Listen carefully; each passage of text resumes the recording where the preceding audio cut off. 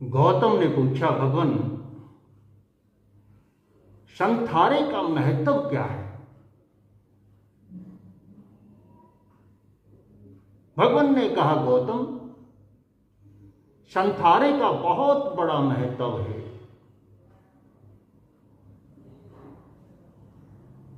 संथारा साधना का शिखर है। संसार में परिभ्रमण का सबसे बड़ा कारण है जीव आत्मा की कामना, इच्छा कि मैं इस शरीर में बना रहूं। ये जो उसकी कामना है, ये जो उसकी इच्छा है, ये इच्छा ही उस जीव को वापिस संसार में लेकर के आती है, शरीर में लेकर के आती है। और संथारे का अर्थ है कि अब यह शरीर रहे या ना रहे, अब मेरे को इसकी आवश्यकता नहीं है। वह शरीर में बना रहना नहीं चाहता।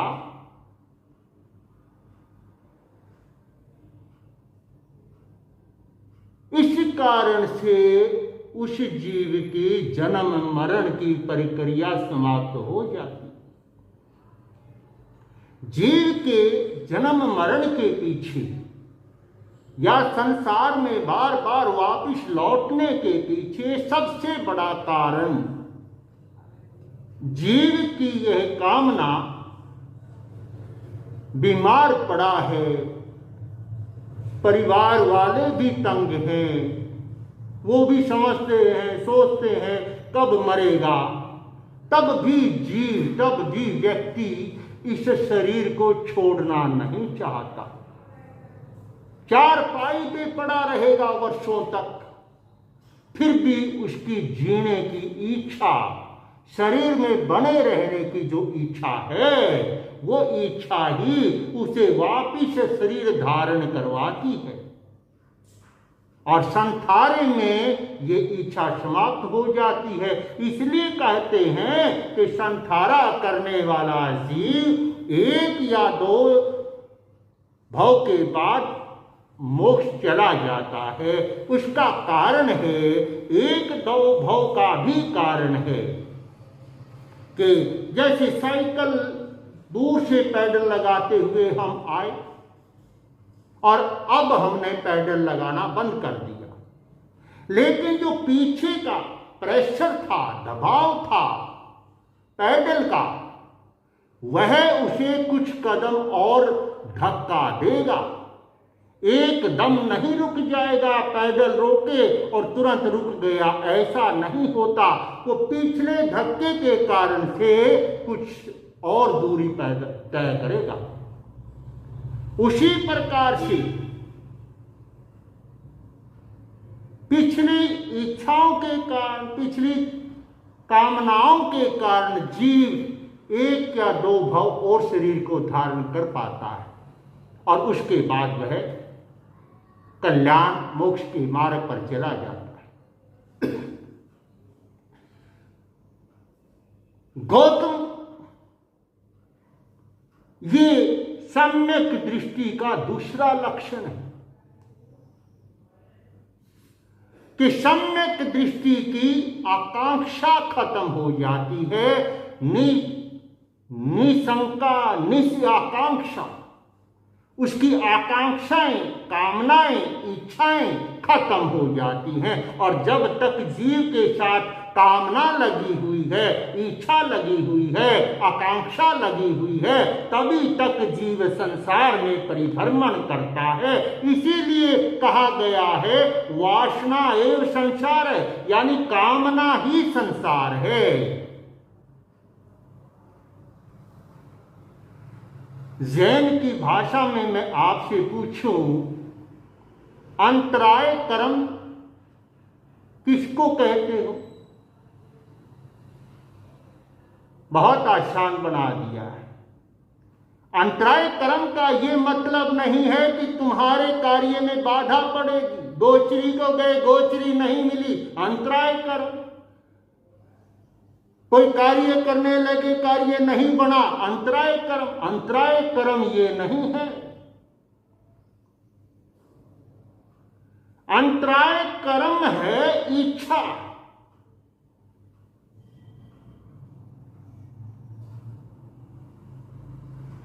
फिर जब अंतराय कर्म खत्म हो जाता है तो उसकी इच्छाएं खत्म हो जाती हैं, और इच्छाएं खत्म हो जाती हैं तो रुकावट किस बात की, बाधा किस बात की? मैं चाहता ही नहीं, तो फिर वह बाधा नहीं है। कामना संसार का कारण है। भगवान कहते हैं गौतम, जीव को कामना रख करके धर्म नहीं करना चाहिए, आकांक्षा इच्छा रख करके धर्म नहीं करना चाहिए। और हम धर्म करते ही क्यों हैं? हमारे उसके पीछे कोई न कोई कामना, कोई न कोई इच्छा जुड़ी रहती है। समाय करते हैं, उसके पीछे कामना, तप करते हैं, उसके पीछे कामना। कामना कुछ भी हो सकती है। हम कहते हैं कि कामना नहीं, संसार की कामना नहीं करना, धर्म की कामना करना, वो भी कामना है। कामना मात्र बाधक है। किस चीज की है? पर्सन ये नहीं है, कामना है, पर्सन ये है। मैं आपसे पूछूं, तालाब है और तालाब में आपने कंकर फेंका, तालाब में लहरें उठी, उठती हैं, उठी। फिर आपने कोहिनूर हीरा फेंक दिया, तब भी उठेंगे। क्यों? तब क्यों उठेंगे? वह कंकर था और ये कोहिनूर हीरा है। तालाब के लिए दोनों चीजें एक जैसी हैं।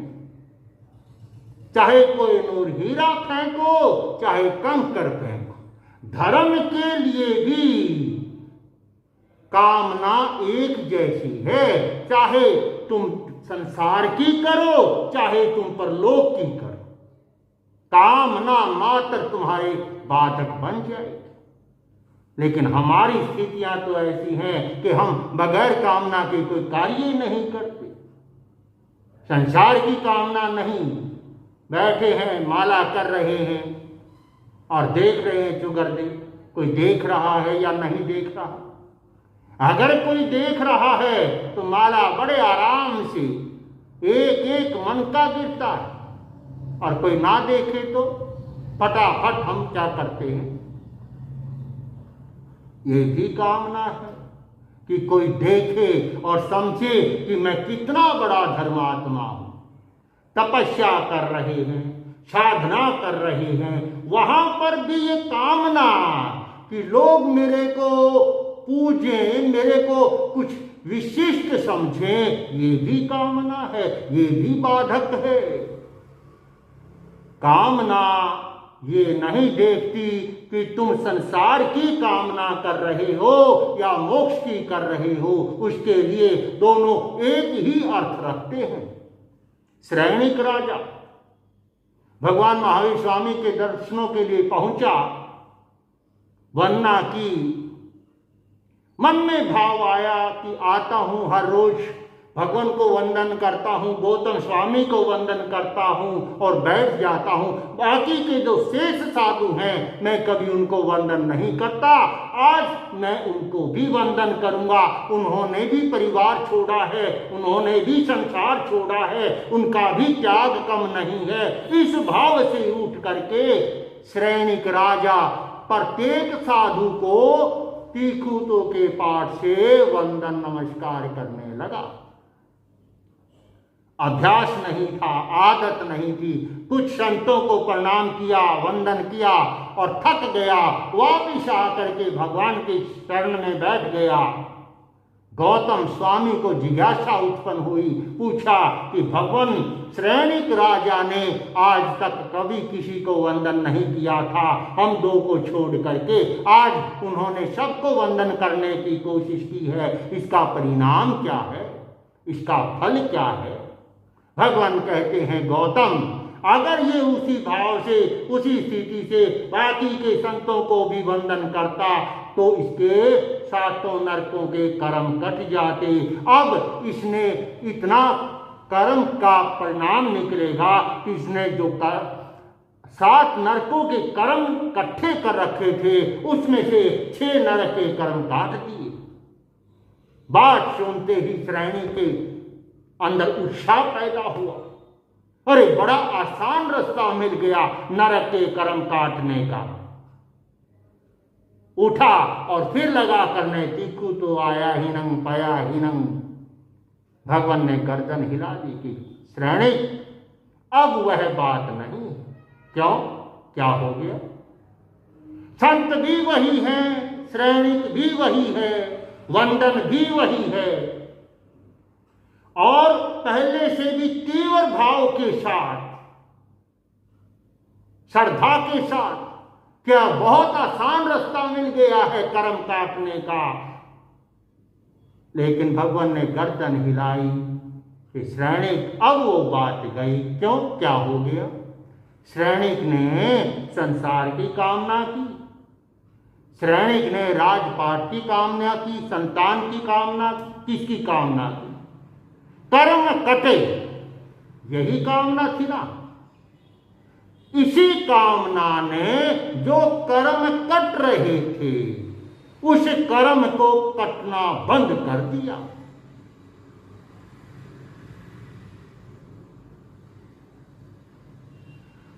धर्म के मार्ग पर कामना बाधक है और सम्यक दृष्टि जीव कुछ भी करता है, धर्म कर्म समय क्षंबर वह कोई कामना नहीं रखता, उसको उस कार्य में ही आनंद आता है, उस कार्य में ही शांति मिलती है, उस कार्य में ही वो अपने आप को प्रफुल्लित अनुभव करता है। वो सामायिक के द्वारा स्वर्ग नहीं जाना चाहता, वो सामायिक में ही स्वर्ग में होता है।